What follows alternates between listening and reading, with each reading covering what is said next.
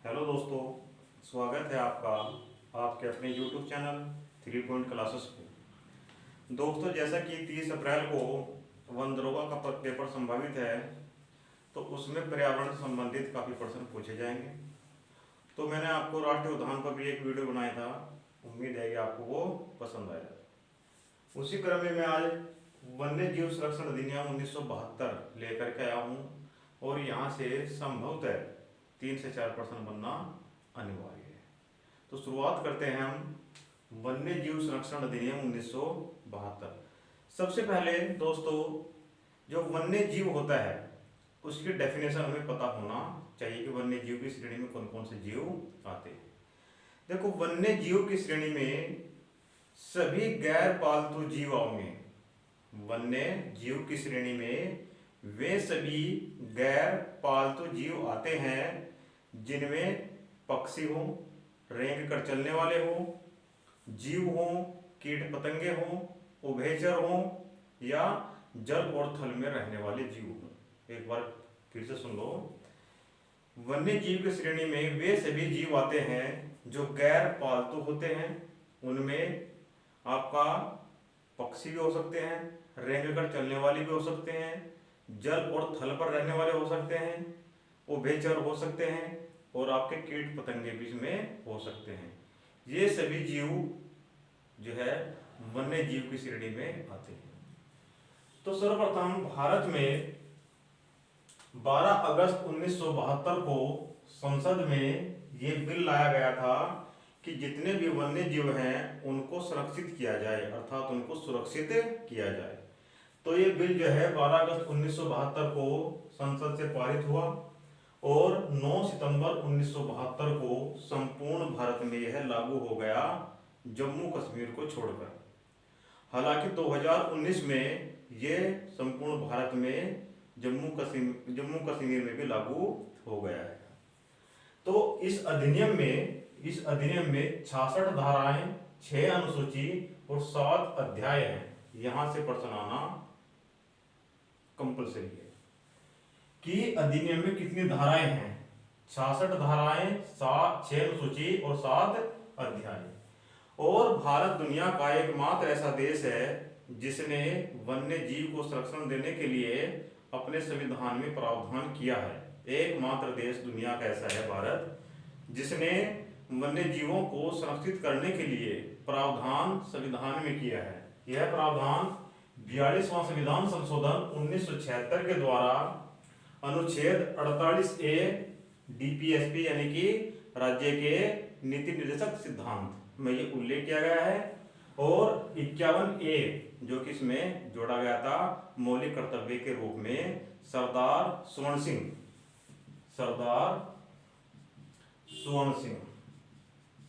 की अनुशंसा पर अनुच्छेद 51A हमारे संविधान में जोड़ा गया था।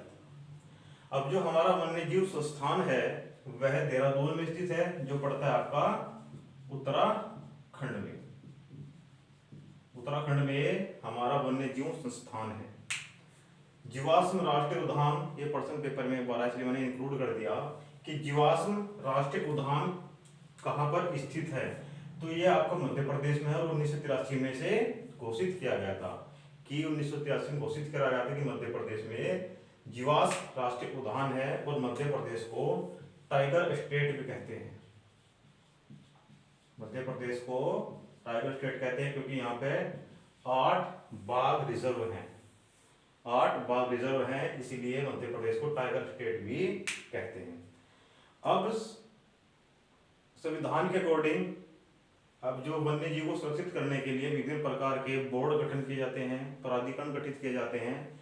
तो उसी क्रम में राष्ट्रीय वन्य जीव बोर्ड का गठन किया गया, जिसका जो अध्यक्ष और प्रधानमंत्री होता है, उपाध्यक्ष वन्य जीव मंत्री होता है। संसद से, लोकसभा से 2 सदस्य और राज्यसभा से 1 सदस्य इसमें होता है और इसमें अधिकतम जो सदस्य संख्या रहती है वह रखी है 10 सदस्य इसमें हो सकते हैं और वर्ष में 2 बार इनकी बैठक होना या मीटिंग होना कंपलसरी है। एक बार पुनः, राष्ट्रीय वन्य जीव बोर्ड का जो अध्यक्ष होता है वो प्रधानमंत्री होता है भारत का, और उपाध्यक्ष होता है वो वन्य जीव मंत्री होता है। संसद से इसमें लोकसभा से 2 और राज्यसभा से 1 मेंबर इसमें होता है, और वर्ष में इनकी 2 बैठकें 2 मीटिंग होना अनिवार्य है। उसी प्रकार स्टेट में भी होता है। स्टेट में जो अध्यक्ष होगा वो उसका मुख्यमंत्री होगा, और जो उपाध्यक्ष होगा वो वन्य जीव मंत्री होगा, और जो सदस्य होंगे विधान सभा से 2 होंगे और विधान परिषद से 1 होगा। अगर किसी राज्य में विधान परिषद नहीं है तो विधानसभा से 3 मेंबर उसमें रखे जाएंगे। इसका भी सेम प्रोसेस है, वर्ष में 2 बार उसकी बैठक होना अनिवार्य है, सब कंपल्सरी है। अब जो अनुसूचियां हैं, जो 6 अनुसूची हैं, इनमें क्या क्या उल्लेखित करा गया है, यहाँ से एक अनुसूची से प्रश्न बनना कंपल्सरी है। जैसे पहली और दूसरी जो अनुसूची है इसमें ये उल्लेख करा गया है, प्रावधान किया गया है कि अगर हम किसी भी वन्य जीव को उसका शिकार करते हैं, उसकी व्यापार करते हैं या उसे चोट पहुंचाते हैं तो उसके लिए कठोर दंड का प्रावधान करा गया है। इनकी अलग अलग श्रेणी बना दी गई हैं। जो अनुसूची 1 और 2 में है उनमें जैसे आपका शेर हो गया, चीता हो गया, और आपका कस्तूरी मृग हो गया, कस्तूरी मृग हो गया, और आपका काला हिरण हो गया। ये इस प्रकार के जीव जो हैं इसमें उल्लेखित करे गए हैं। अगर आप इन जीवों को चोट पहुंचाओगे, व्यापार करोगे या शिकार करोगे तो आपको कठोर दंड का प्रावधान इसमें करा गया है। जैसे कि काला हिरण को मारने के जुर्म में सलमान खान जैसी सेलिब्रिटी भी जेल में रह चुकी है। तो अनुसूची 3 और 4 में भी यही प्रावधान करा गया है कि आप अगर किसी वन्य जीव को चोट पहुंचाओगे, शिकार करोगे या उनका व्यापार करोगे तो उसमें भी दंड का प्रावधान करा गया है, लेकिन पहली और दूसरी से कम। यानी जो दंड होगा जैसा कि पहली और दूसरी अनुसूची में है उससे कम का दंड का प्रावधान करा गया है। तो इसमें भी कुछ जीव उल्लेखित करे गए हैं, कौन कौन से जीव इसमें होने चाहिए। जैसे नीलगाय, जंगली सुअर, चीतल, लकड़बग्गा, अन्य प्रकार के जीव इसमें रखे गए हैं। अब जो अनुसूची 5 है ये इंपोर्टेंट है, पेपर में आ भी चुकी है। अनुसूची 5 में उन जीवों का उल्लेख किया गया है, उन वन्य जीवों का उल्लेख किया गया है जिनका हम शिकार कर सकते हैं। जैसे चूहा हो गया, चमगादड़ हो गया, कौवा हो गया, अन्य और भी जीव इसमें उल्लेखित किए गए हैं। ठीक है जी। अब अनुसूची 6, अनुसूची 6 में विशिष्ट पादपों का उल्लेख किया गया है, जिनका पादप से मतलब पेड़ पौधों का उल्लेख किया गया है, जिनका व्यापार करना, खेती करना, विक्रय करना, खेती करना और नष्ट करने का कानूनन अपराध होगा।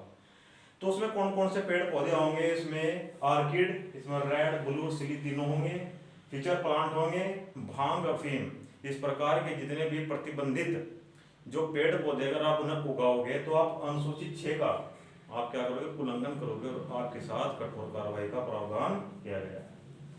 अब इसमें कुछ महत्वपूर्ण धाराएं हैं, हालांकि धाराएं तो उसमें 66 हैं, लेकिन जो मुख्य मुख्य धाराएं हैं जो पेपर में पूछी गई हैं उनके बारे में हम चर्चा करेंगे। जैसे धारा 1, किसी भी अधिनियम हो उसकी पहली धारा में उसका क्षेत्र का उल्लेख किया गया है, इसका क्षेत्र कहां से कहां तक होगा उसका उल्लेख इस धारा में किया जाता है। और धारा जो 2 होगी उस धारा 2 में परिभाषा दी गई है कि कौन सा किस प्रकार से होगा। जैसे इसमें पशु क्या होगा, पशुधन क्या होगा, पशु वस्तु, अभ्यारण्य, आखेट, अन्य प्रकार की इसमें परिभाषाएं दी गई हैं। पशु से मतलब यह है कि जो गैर पालतू पशु होंगे उनका उल्लेख इसमें किया गया है। जैसे शेर हो गया, चीता हो गया, बाघ हो गया, ठीक है जी, और अन्य गैंडा हो गया, अन्य प्रकार के जो गैर पालतू जीव हैं इसमें पशु की श्रेणी में वो रखे गए हैं। पशुधन, पशुधन में वे पशु आएंगे जिनसे मनुष्य दूध व मांस बेचकर पैसे कमाता है। जैसे गाय होगी उसका दूध बेच दिया, बकरी दूध बेच दिया, भेड़ का दूध बेच दिया, भैंस का दूध बेच दिया। तो कुल मिलाकर से पालतू पशु आएंगे और जिनसे वह उनका मांस बेचकर पैसे की कमा सकता है, वो पशुधन में आते हैं। पशु वस्तु, पशु वस्तु में वे पशु आएंगे जिनका प्रयोग मनुष्य वस्तु के रूप में करता है। जैसे किसी भी पशु की खाल का हम जूता पहने हो, चमड़े का जूता, बेल्ट लगा रहे हो, यानी कि जिस पशु की खाल से कोई वस्तु बनाकर पहन ली जाती हो वो सब जीव पशु वस्तु की श्रेणी में आते हैं। अभयारण्य जहाँ पे जीव सुरक्षित रखे जाएंगे। आखेट, आखेट का मतलब यह है कि जिनको हम शिकार वगैरह कर सकते हैं नहीं कर सकते, वो सब आखेट की श्रेणी में आते हैं। धारा 9 ये कहता है कि आखेट पर प्रतिबंध।